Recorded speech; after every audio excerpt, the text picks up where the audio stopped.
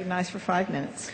Thank you very much, Madam Speaker, and I thank my friend from Oklahoma for yielding me the time. The Rules Committee has a tough job, and it's interesting to hear folks down here talking about both their agreement on tax reform and deficits and their agreement about what a rule ought to look like. I've kind of gotten a little bit of both of their passion with me today, Madam Speaker, because Ways and Means bills do have to come to the floor under a closed rule. You know, the way the rules work, if you have an open rule and anything that's relevant to the underlying bill you can discuss. So when you bring a tax bill to the floor, suddenly the entire tax code becomes available for amendment. You can imagine what a brouhaha that would be. That I would enjoy that debate. I would thoroughly enjoy that debate, but it would never ever end. Not so with our spending bills. You know, when our spending bills come to the floor, they come under a completely open process so that we can examine the underlying spending. Just to take folks through the Rules Committee process a little bit, Madam Speaker, what we did here is we waived the cut-go provision in the rules. A lot of focus groups going on around the chamber right now about how we should change the rules to make the system work better. Sometimes in the Rules Committee we end up waiving some of the rules to make the system work better. Some folks think it makes it work better. Some folks think it makes it work that conversation as a body. We had to waive cut-go in this rule, Madam Speaker, because it increases mandatory spending. I have a bill beside me, and it really drives this point home. In fact, I think it was the gentleman from Colorado who was making this point. We voted on the Ledge Branch Appropriations Bill this year. It was a $3 billion spending bill. We had 8 amendments on the floor of the House. It passed. We voted on the Financial Services Spending Bill. It was a $21 billion spending bill. We had 51 amendments on that bill. We passed it out of the House. We voted on the Energy and Water Spending Bill, a $34 billion spending bill, 78 amendments we had on the floor of this House. We voted on the Commerce, Justice, Science Bill, $51 billion bill, 84 amendments on the floor of this House. It goes on. Transportation, $52 billion, 68 amendments. Military Construction, Veteran Affairs, $71 billion, 24 amendments.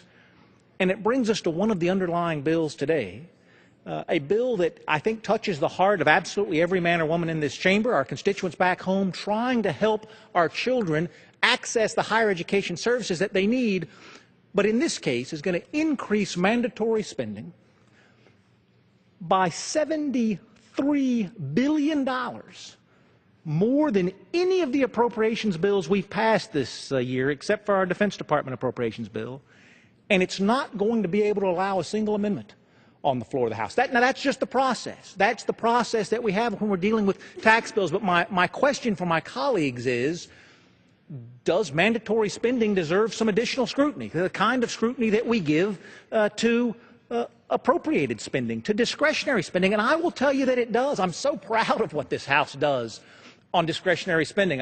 My friend from Oklahoma happens to be an appropriator. He's an appropriations cardinal, in fact, which means he has leadership responsibilities over there. This committee comes to the Rules Committee, and my friend from Colorado recognizes this, comes to the Rules Committee, and they ask for an open rule every single time. They say, we've done the best we can do to give the House our proudest work, but if anybody else has ideas about how to improve it, come to us. We wanted this to be a collaborative product.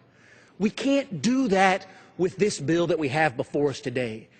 And it increases mandatory spending by $73.7 billion.